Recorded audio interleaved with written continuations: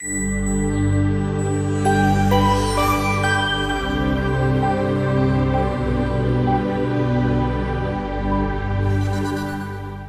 31, Job's resolutions.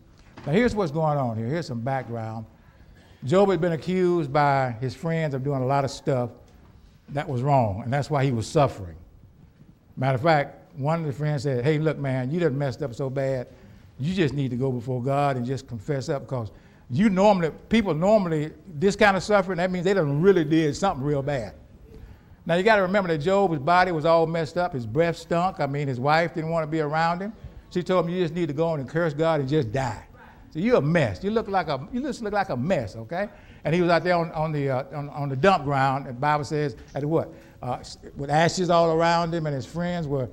And let me say this: sometimes no advice is the best advice, okay? His friends thought they were giving him good advice. They were just making it worse. They were making it worse. They should have just sat there and just grieved with him, okay? But they made it worse. So by the time we get to chapter 31, Job has had enough. He's just fed up. He's had it up to here with his friends and also with God. I want you to understand this. And like I said last week, it's okay to question God. That's not a sin, okay? Because God is our Father, right?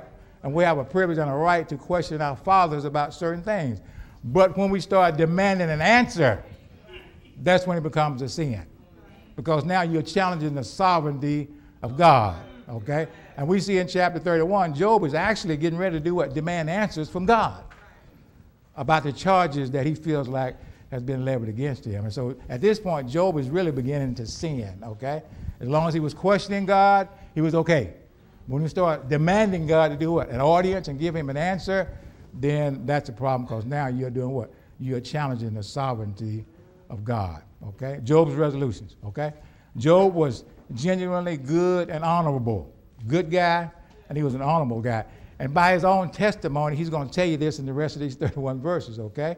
First of all, Job didn't lust, okay? That's verse 1 through 4. Job did not lust, okay? He says, I did what? I made a covenant. I made a covenant with my eyes not to look lustfully at a young woman. In other words, he's talking about a virgin here. When you see a young woman, he's talking about a virgin. In other words, Job says, I didn't do what? I didn't let my eyes stray and wonder and lust after a young woman, okay? And Christ says, if you do what? Adultery is more than just committing an act. He says, if you're married and you actually do what? Lust in your heart, then you've committed adultery. So Job says, you can't put that one on me, okay? He says, because I didn't allow my eyes to lust. In verse 2, he says, for it is our lot from God above, our heritage from the Almighty on high. It says, I need to do my other script. I need to use my own script rather than that little writing on there, because that's too small for me, okay? Yeah, that's a little small, okay? It says, it is not ruin for the wicked, disaster for those who do wrong. Does he not see my ways and count my every steps? In other words, Job says, I know if I lust in my heart after a young woman, guess what? I deserve destruction. I deserve God's punishment, okay? Then he says, verse 5, he says, if I have walked with falsehood on my foot, or has heard after deceit, let God weigh me in honest scales, and he will know that I am blameless. In other words, he said, if I've lied on anybody, if I've been deceitful in any way, then I deserve to do what? I deserve God's punishment, God's judgment, okay? And then verse 7, he says, if my steps have turned from the path, if my heart has been led by my eyes, or if my hands have been defiled, then may others eat what I have sown, and may my crops be uprooted. In other words, he said, I don't deserve to prosper. The things that I've planted, all the wheat and the corn and the grain, everything I planted, let somebody else eat it up. Okay, I don't deserve to prosper. Okay, if I have done wrong in my heart, if I've been deceitful, okay, in my heart, okay? And then verse 9 says, if my heart has been enticed by a woman, or if I have lurked at my neighbor's door. In other words, if I have done what? Lusted after my neighbor's wife, okay? He says, then may my wife grind another man's grain, and may other men sleep with her. Ooh. Job saying, look, the worst case scenario, I deserve to do what? Having my wife degraded, okay? And that was a degrading thing for a woman to do what? Grind grain, especially at somebody else's house. He says, let my wife grind some grain, and then let my neighbor also do what? Sleep with her. Now that happened to David. Remember David? Remember David when he slept with Bathsheba? Okay? And he confessed his sin. That was good. God says, guess what? The sword will never do what? Depart from your house. In other words, you have trouble within your own household because you did what? Slept with Uriah's wife and also had Uriah's wife killed, okay? And he says, guess what I'm going to do? Guess what I'm going to do? God has sent him. He says, all those women, now David had a lot of women, okay? They had concubines, okay? He says, all those women that you have, you did your little dirty and secret with Sheba.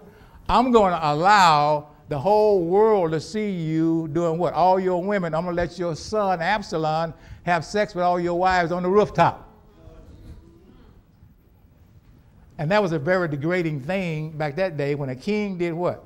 When his wives or concubine was submitted to somebody else or submitted to somebody, that means that person had control, authority, or control over the kingdom.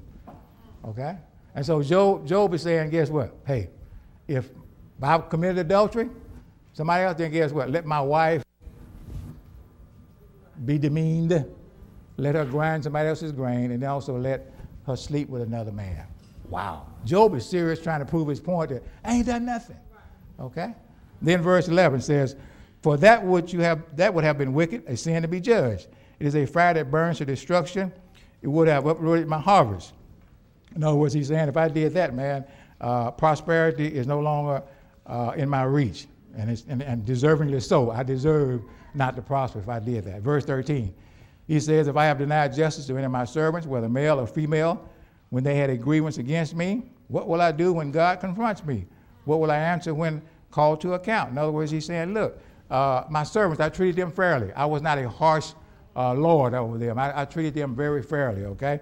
And then he goes on to verse 15 and talks about, did not he who made me in the womb make them? In other words, he's saying, guess what?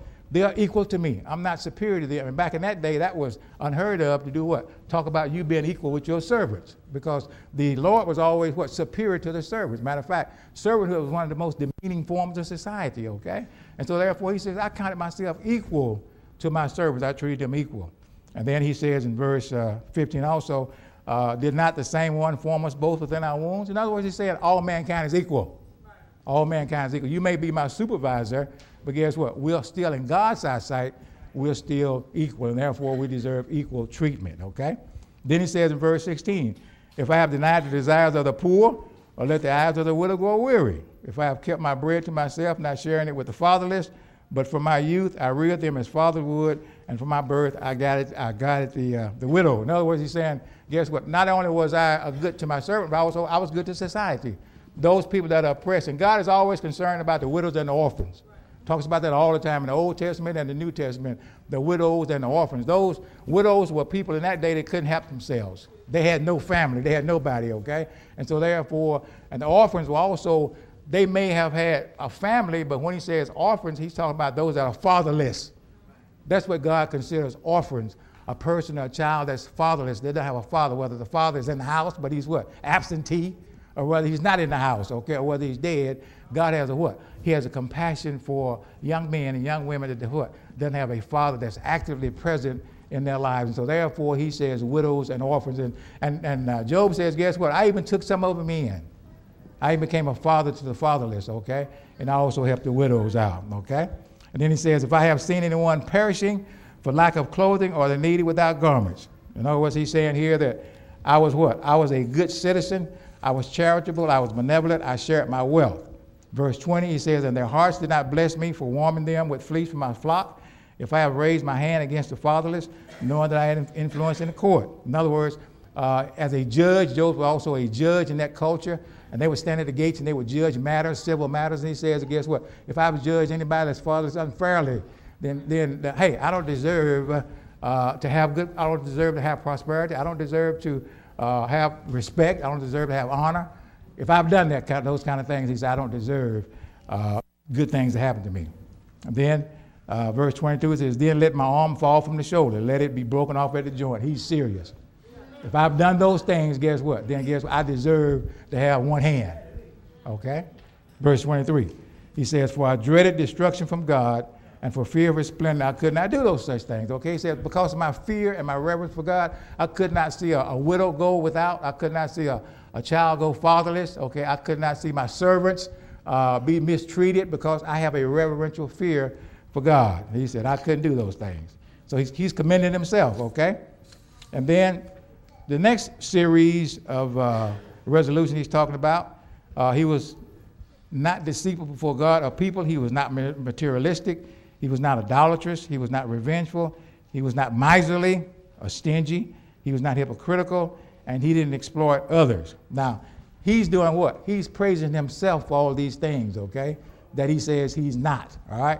Verse 24, he says, if I put my trust in gold or said to pure gold, you're my security. In other words, he says, if I trust my money, if I trust my 401k, if I force my 403b, okay, he's saying what? The slide is not moving? Going backwards, okay? All right, gotcha. Y'all keep me on track because I can't see what's going on up there, okay? All right. And so he's saying that money is not my security. I don't trust in my monies or my wealth or my riches, okay? How many of us actually trust in our wealth or our riches, okay? If the stock market crashed today and you had all your stuff in your 401k, I mean, how would you deal with that? Okay? Would you go to the bottle? Would you go to drugs? What would you do, okay? Job says, I didn't put my trust in my what? In my gold, in my silver, in my wealth. Verse 25 says, if I rejoice over my great wealth, the fortune my hands have gained, if I have regarded the sun in its radiance, or the moon moved in splendor. In other words, he's saying, I'm not a stargazer or a star worshiper, okay? How many of us have checked our horoscope this morning? Don't raise your hand. If you have, guess what? You're an idol worshiper of astrology, okay? And let's just call it what it is, okay? Now, folks, well, I'm a Gemini, I'm a whatever case may be. Okay, all right. Then you're doing what? You are putting your trust in the stars. And what you're doing is reading your horoscope for today to see how life is going to handle you, or how life is going to be what dealt to you based upon what somebody says that this is going to happen to you today, based upon the position of the stars or whatever case may be. Job says, God forbid, I was not a worshiper of the stars or not a worshiper of my wealth. So I was not an idolater, okay? An idolatry is more than just a little wooden image that you worship, okay? You can be an idol worshiper of your wife. You can be an idol worshiper of your husband. You can be an idol worshiper of your job, okay? Anything that you put before God, it makes you what? An idol worshiper. We need to understand that, okay? And so in some cases, everybody in here is what?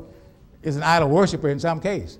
Now let's just be real, okay? There's something in some of our lives that we do what? Actually have a priority over and put before God.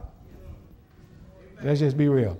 So at some point in time, okay, we're all classified as idolaters in God's eyesight, okay? Now, then verse 28 says, then these also would be sins to be judged, for I would have been unfaithful to God on high. Verse 29, if I have rejoiced in my enemy's misfortune or gloated over the trouble that came to him, I have not allowed my mouth to sin by invoking a curse against their life. In other words, the Bible says what? Don't rejoice over your downfall or your enemies. Let me say that again. The Bible says do what? Do not rejoice over the downfall of your enemies. Matter of fact, he says do what? Pray for them that persecute you. And they will do what? By you praying for them and being nice to them, it will heap coals up on their head, okay? And so therefore, when your enemy falls, it's a sin to do what? Rejoice over that fall. It really is, okay? And so therefore, Job says, I didn't rejoice at the fall of my enemies, and I didn't wish to curse upon them. Verse 30, I have not allowed my mouth to sin by invoking a curse against their lives. Verse 31, if those of my household have never said, who has not been filled with Job's meat? Verse 32, but no stranger had to spend the night in the street. For my door was always open to the traveler, okay? Your home should be what? Always open. Now, I know in today's society you can open your door. So everybody, that was a time, Sister Gaddis, that we could do that, okay? Matter of fact, I'm 71 years old. When I was growing up, we didn't have a key to my house. I was raised in Phoenix, Arizona, and we never had a key. We just went in and went out. We could stay gone for a whole week and come back, and everything was there. We slept with the windows open because we didn't have air conditioning, okay? And it was 110 degrees in Phoenix, Arizona, okay? And we slept on the porch. We didn't have to worry about that. Somebody come by, everybody knew everybody. There's no problem, okay? We can't do that today. Let's be clear, okay? All right. Now, Job not saying he opened his house to everybody, okay? He was discreet, okay? But the idea was those that really had genuine needs and really needed shelter, whatever case may be, he was open to do what? Allowing them to come in and have shelter, okay? And so we have to be careful. We have to be discreet about that, okay? We have some of our own family members we don't want in our houses. that we can't trust, okay? Because they have some habits, okay? And when they leave, some things just kind of leave with them, you know? And you don't discover them until after they've gone, you know? And then you go to the pawn shop and you see, that's my watch, okay? Yeah.